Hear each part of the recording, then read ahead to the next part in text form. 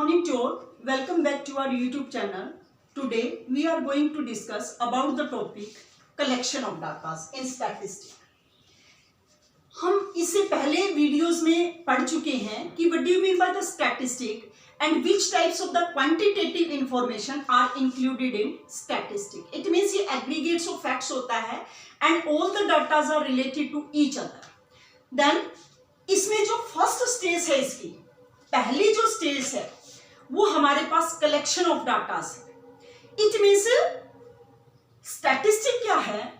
It provide the quantitative information which is necessary for the calculating our meaningful reason या conclusion. यानी हमें कोई भी मीनिंगफुल कंक्लूजन फाइंड आउट करने के लिए हमारे पास क्वांटिटेटिव इंफॉर्मेशन हम फाइंड आउट करते हैं. This can be find out with the help of the statistic. And the first stage in statistic these are the collection of datas. और इसके लिए सबसे पहले हमें डाटास को कलेक्ट करना पड़ता है. Then why we collect the datas? हमें डाटास को कलेक्ट करने की रिक्वायरमेंट क्यों होती है? हम डाटास को कलेक्ट क्यों करते हैं? ये देखो, डाटास को कलेक्ट क्यों किया जाता है? क्योंकि यदि हमारे पास डाटास नहीं हो, क्या हम ये कह सकते हैं कि हमारी कंट्री डेवलपिंग कंट्री है? कोई भी डेवलप्ड कंट्री के साथ क्या हम उसको कंपैरिजन कर सकते हैं? हमारे देश की पॉपुलेशन कितनी है, हमारे देश में कितना अनएम्प्लॉयमेंट पाया जाता है, कितनी पॉवर्टी पाई जाती है? This can not be conclude without collecting of data. यानी बिना डाटा कलेक्ट करे या बिना सर्वे किए ये हम कंक्लूजन फाइंड आउट नहीं कर सकते. तो it means to find out any economic problem we can collect the data. कोई भी कंक्लूजन फाइंड आउट करने के लिए, कंपैरिजन करने के लिए, कोई भी इकोनॉमिक प्रॉब्लम के बारे में फाइंड आउट करने के लिए जिसके बेस पर हम दूसरे देशों से कंपेयर कर सकते हैं, हम अपने देश के बारे में एस्टिमेशन लगा सकते हैं, हम दूसरे स्टेट के साथ कंपेयर कर सकते हैं. तो ये सारे रीजन के लिए हमें डाटा कलेक्ट करने की रिक्वायरमेंट होती है, जिसके बेस पर हम अपनी इकोनॉमिक कंडीशन को फाइंड आउट करते हैं कि हमारा देश कैसा है, डेवलप्ड कंट्री है, डेवलपिंग कंट्री है, कैसा है. इन्हीं डाटास के बेस पर ही हम ये सब फाइंड आउट करते हैं.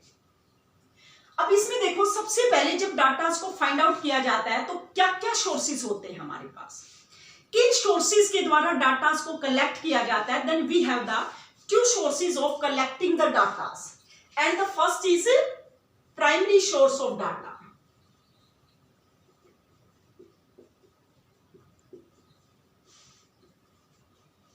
and second is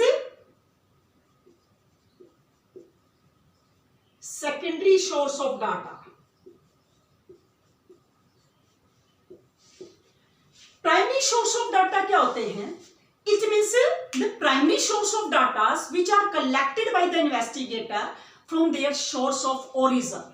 यानी अपने ओरिजिन सोर्स से जो डाटा कलेक्ट किए जाते हैं. It means first of all उससे पहले उस प्रॉब्लम से रिलेटेड डाटा को किसी के द्वारा कलेक्ट नहीं किया गया है, और इन्वेस्टिगेटर फर्स्ट ऑफ ऑल अपने ओरिजिनल सोर्स के द्वारा जब उन डाटा को कलेक्ट करता है, then these are called the primary source of data, जो हमें वहां की कंडीशंस या वहां की इकोनॉमिक प्रॉब्लम के बारे में सारी इंफॉर्मेशन प्रोवाइड करते हैं. इसके बाद secondary source of data. Secondary source जैसे मान लो हमें किसी भी चीज की रिक्वायरमेंट होती है, हमें किसी भी चीज के बारे में इंफॉर्मेशन गेन करनी होती है, हम कोई अपना बिजनेस शुरू करना चाहते हैं तो उसके लिए हमें मार्केट की जानकारी प्राप्त करनी होती है. तो वो सारी जो इंफॉर्मेशन है we can collect from the primary source of data. तो जो डाटा ऑलरेडी कलेक्ट हो चुके हैं उनसे हम केवल अपनी इंफॉर्मेशन के लिए या किसी ऑफिस रिकॉर्ड के लिए या अदर पर्पस के लिए उन डाटा को यूज करते हैं, वो क्या कहलाते हैं? These are called the primary source of data. किसी अदर सोर्सेज के लिए जब उसका यूटिलाइज किया जाता है तो वो सेकेंडरी सोर्स ऑफ डाटा कहलाते हैं. अब जो मेन है इसमें जो डाटा है वो दो प्रकार के होते हैं. इसमें हम सोर्स हटा देंगे. It means we have the two types of the data. First is primary data, primary data, और second is secondary data. First of all what do you mean by the primary data? Primary data as it is जो original source से collect किए जाते हैं. यानी primary data are those data which are collected by the investigator first time या from their source of origin, यानी जब first time investigator के द्वारा डाटास को कलेक्ट किया जाता है, then these are called the primary data. यानी फर्स्ट टाइम इन्वेस्टिगेटर के द्वारा इन डाटास को कलेक्ट किया जाता है, इससे पहले उन डाटास को कभी भी कलेक्ट नहीं किया गया है। इसके बाद सेकेंडरी डाटास आता है। सेकेंडरी डाटास क्या होते हैं? Secondary datas are those datas which are collected by other person from the datas which have already collected. यानी जो डाटास पहले से कलेक्ट हो चुके हैं और कोई अदर पर्सन अपनी इंफॉर्मेशन के लिए उनको कलेक्ट करता है, तो वो क्या कहलाते हैं? These are called the secondary data। अब हम इसी के बेस पर इनमें डिफरेंशिएट भी कर सकते हैं। अब ये देखो, प्राइमरी डाटा जब कलेक्ट किए जाते हैं तो उसके लिए हमारे पास, यानी जब फर्स्ट टाइम डाटा को कलेक्ट किया जाता है तो 1 by 1 कलेक्ट होगा, तो इसमें जो कॉस्ट है वो भी ज्यादा आएगी, यानी ये बहुत ज्यादा एक्सपेंसिव मेथड होता है, इसमें टाइम भी बहुत ज्यादा कंज्यूम होता है। लेकिन इसके द्वारा जो डाटा कलेक्ट किए जाते हैं, these are the original data, ये ओरिजिनल डाटा होते हैं। तो इन्हीं सब के बेस पर हम इसमें डिफरेंशिएट भी कर सकते हैं, और जो डिफरेंस करेंगे वो हमेशा बेसिस के आधार पर करेंगे। Basis as a primary data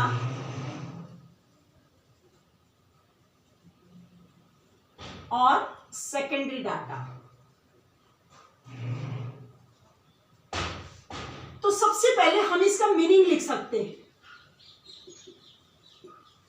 यानी primary datas which are collected by investigator first time, और ये which are already in existence, जो पहले से अस्तित्व में आ चुके हैं।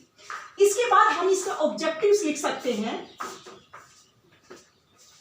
यानी जो प्राइमरी डाटास हैं वो जो कलेक्ट किए जाते हैं, यानी उसका जो मेन ऑब्जेक्टिव्स होता है वो कुछ ना कुछ स्पेशल पर्पस के लिए उनको कलेक्ट किया जाता है। But the secondary datas collect, then there is a no special purpose behind collection of datas. क्यों?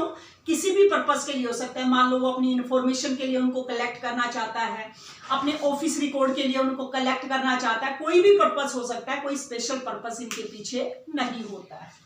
उसके बाद हम इसकी ओरिजिनलिटी के बारे में लिख सकते हैं, यानी फर्स्ट टाइम जब डाटास को कलेक्ट किया जाता है तो ये ओरिजिनल सोर्स से कलेक्ट किया जाता है। तो प्राइमरी डाटा जो होते हैं वो ओरिजिनल डाटास होते हैं, प्योर डाटास होते हैं, उनमें एक्यूरेसी पाई जाती है, रिलायबल डाटास होते हैं। लेकिन जो सेकेंडरी डाटास होते हैं वो रिलायबल या एक्यूरेट या ओरिजिनल नहीं होते। क्यों नहीं होते? जैसे मान लो हम 5 या 10 साल बाद उन डाटास को यूटिलाइज करते हैं अपनी इंफॉर्मेशन के लिए, तो उनकी जो एक्यूरेसी है, ओरिजिनलिटी है, वो उतनी नहीं रहती जो फर्स्ट टाइम होती है, राइट? तो इसमें ओरिजिनलिटी होनी जरूरी नहीं होते या लेस ओरिजिनल होते हैं। इसके बाद हम कॉस्ट के बेस पर भी इनमें डिफरेंस कर सकते हैं कि जो प्राइमरी डाटास होते हैं, क्योंकि ये फर्स्ट टाइम कलेक्ट किए जाते हैं, इन्वेस्टिगेटर काफी अधिक इन पर खर्च करता है, तो ये काफी एक्सपेंसिव मेथड होता है, काफी कॉस्टली मेथड होता है। जबकि सेकेंडरी डाटा हम ऑलरेडी कलेक्ट कर चुके हैं, उन्हीं से इंफॉर्मेशन गेन करते हैं, तो ये एज ए एक्सपेंसिव मेथड नहीं होता है, कॉस्टली नहीं होता है।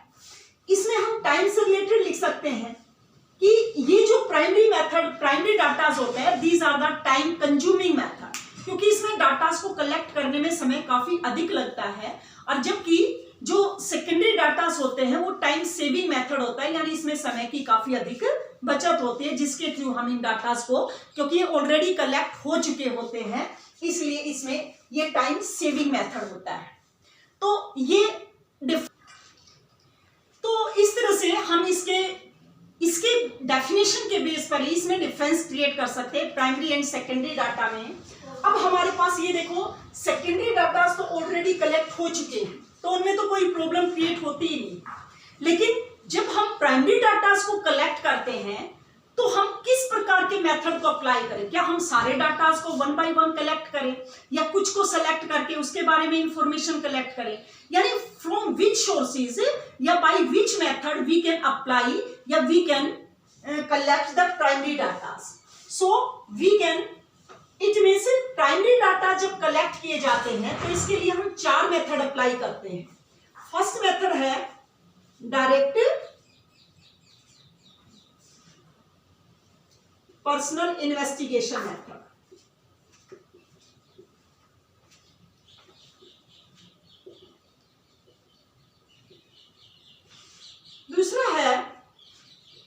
indirect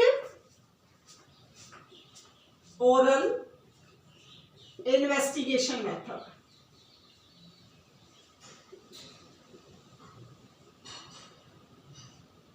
नेक्स्ट है information from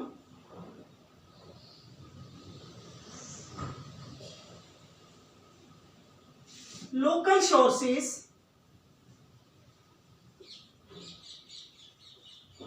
and correspondence.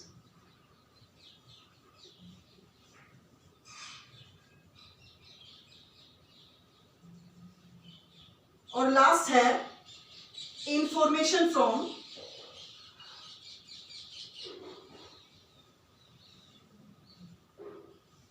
Questionnaires.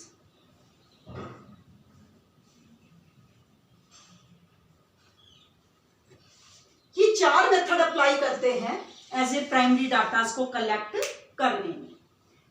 तो इससे रिलेटेड जो कॉन्सेप्ट हैं वो नेक्स्ट वीडियो में हम करेंगे.